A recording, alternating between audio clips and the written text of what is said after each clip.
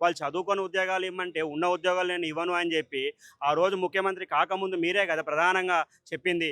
ఈ ఖచ్చితంగా 2,00,000 ఉద్యోగాలు నేను కేవలం ఒక సంవత్సరంలో విడుదల చేస్తా అని చెప్పి. మీరు అడిగిందే అడుగుతా ఉన్నారు. వాళ్ళు ఏజ్ రిలాక్సేషన్ టీసీకేమో 32 నుంచి 36 చేయమంటున్నారు. ఎస్ఐకేమో 35 నుంచి 38 చేయమంటున్నారు. ఇది డిలే అయినందుకు వాళ్ళు అడుగుతా ఉన్నారు. దాంట్లో తప్పేమో ఉన్నది?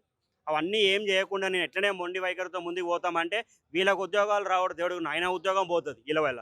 ఆళ్ళ ఉద్యోగం పోతే మళ్ళీ లేనిపోని పరిశ్రమ వస్తది. కాబట్టి ఆ ఉద్యోగాలు ఎవరి ఉద్యోగాలు వాళ్ళు వీళ్ళ మంచి టీచర్లు, పోలీస్ కానిస్టేబుల్, ఎస్ఐలు అయితే వీళ్ళ ఉద్యోగాలు వాళ్ళు చేసుకుంటారు. లేకపోతే వీళ్ళకి మళ్ళా ఆ కాక్రోచ్ పురుగు తిన్నట్టు తిరుగుతా ఉంటది. మళ్ళీ వీళ్ళు ఇంకొక ధర్నా పెట్టి, ఇంకొక పార్టీ పెట్టి, మళ్ళీ నేను ముఖ్యమంత్రి అవుతాను, నేను ఎమ్మెల్యే అవుతా, ఎమ్మెల్సీ అవుతా అంటే మళ్ళీ అది కొత్త ఇంకొక రాజకీయ పార్టీ పుట్టుకొస్తది. అట్లా కాకుండా చూసుకోవాలని చెప్పి ముఖ్యమంత్రి గారిని మరొక్కసారి మీ ద్వారా వాళ్ళని వేడుకుంటా ఉన్నా. దయచేసి మీరు ఇక్కడికొచ్చి మీరొస్తారో, ఈళ్ళని పిలుస్తారో, ఏది చేస్తారో మీకు సమయం లేకపోతే మీరు ఢిల్లీలో బిజీగా ఉంటారు కాబట్టి, మీరు మా ఇక్కడ తక్కువ ఢిల్లీలో ఎక్కువ ఉంటారు కాబట్టి, తెలంగాణలో ఎవరుంటారో వాళ్ళకి చెప్తే వీలైన పోయి మాట్లాడతారు. ఒక కమిటీ అయ్యండి మంత్రులతో, అనేక మంది మంత్రులున్నారు.